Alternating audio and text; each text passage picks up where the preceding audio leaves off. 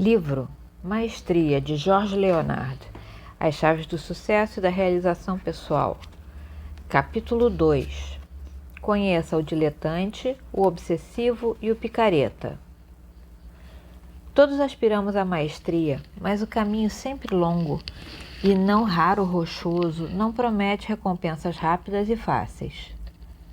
Por isso, procuramos outras trilhas e cada uma delas atrai certo tipo de pessoa. Poderá você reconhecer-se em algum dos 3 gráficos seguintes? 1. O diletante. O diletante aproxima-se de cada esporte, carreira, oportunidade ou relacionamento com enorme entusiasmo. Ama os rituais envolvidos no fato de começar, no equipamento vistoso, no jargão e no brilho da novidade. Quando tem o primeiro surto de progresso num novo esporte, por exemplo, ele se sente alegríssimo. Mostra sua forma à família, aos amigos e às pessoas que encontra na rua. Mal pode esperar pela aula seguinte. Ao cair no primeiro pico, sente-se como se tivesse recebido um choque. A estagnação que se segue à queda é inaceitável, se não for incompreensível. O entusiasmo dissipa-se rapidamente. Ele começa a perder aulas.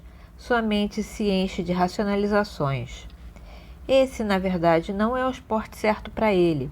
É demasiado competitivo, não competitivo, agressivo, não agressivo, tedioso, perigoso, seja lá o que for.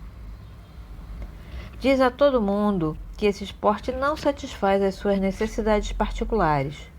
Iniciar-se em outro esporte dá ao diletante a oportunidade de tornar a representar esse roteiro do início.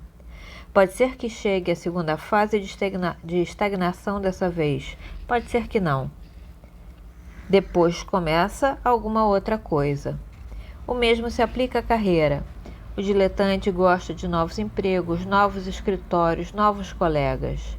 Descobre oportunidades a cada passo.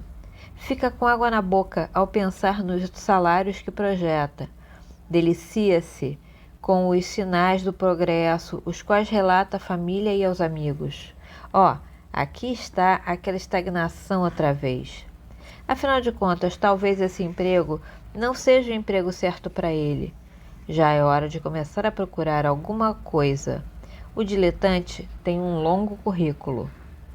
Nos relacionamentos amorosos, talvez um lugar inesperado para procurar sinais de maestria, mas é um bom lugar. O diletante especializa-se em luas de mel. Diverte-se com a sedução e a entrega, a narração de histórias, a exibição de truques e armadilhas do amor, o ego na parada.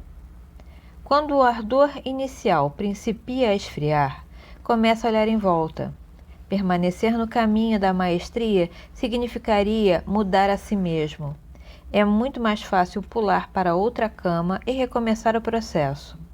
O diletante se julga um aventureiro, um connoisseur de novidades, mas está provavelmente mais próximo do que Carl Jung denomina o puer eternus, ou seja, a eterna criança. Embora mudem os parceiros, ele continua o mesmo. 2. O obsessivo. O obsessivo é o tipo de pessoa oportunista que não se contenta em ser o segundo da lista. Sabe que o que conta são os resultados e não importa o modo como os consegue, contanto que os consiga depressa. De fato, quer impressionar já na primeira lição.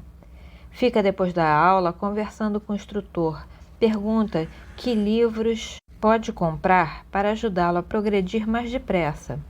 Inclina-se para o ouvinte enquanto fala, sua energia é evidente ao caminhar. O obsessivo começa fazendo robustos progressos.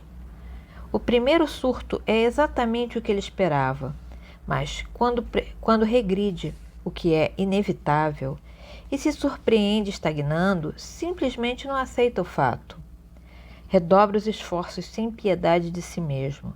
Recusa-se a aceitar o conselho do patrão e dos colegas para moderar-se. Trabalha a noite inteira no escritório, sente-se tentado a tomar atalhos a fim de conseguir resultados rápidos.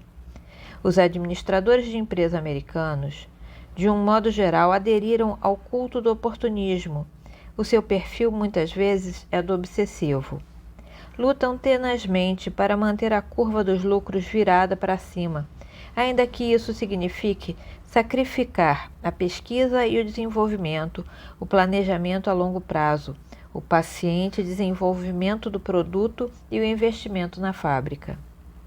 Nos relacionamentos, o obsessivo vive para o surto ascendente, a música de fundo que se avoluma, a viagem às estrelas.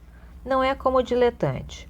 Quando o ardor esfria, não olha para outro lugar. Procura manter a nave estelar navegando por qualquer meio à sua disposição. Presentes extravagantes, a investida erótica, os encontros melodramáticos. Não compreende a necessidade de períodos de desenvolvimento na condição de estagnação. O relacionamento transforma-se numa corrida de montanha-russa, com separações tempestuosas e reconciliações apaixonadas. O rompimento, inevitável, acarreta grande quantidade de sofrimento para os dois parceiros, com muito pouca coisa no sentido da aprendizagem ou do autodesenvolvimento que o justifique.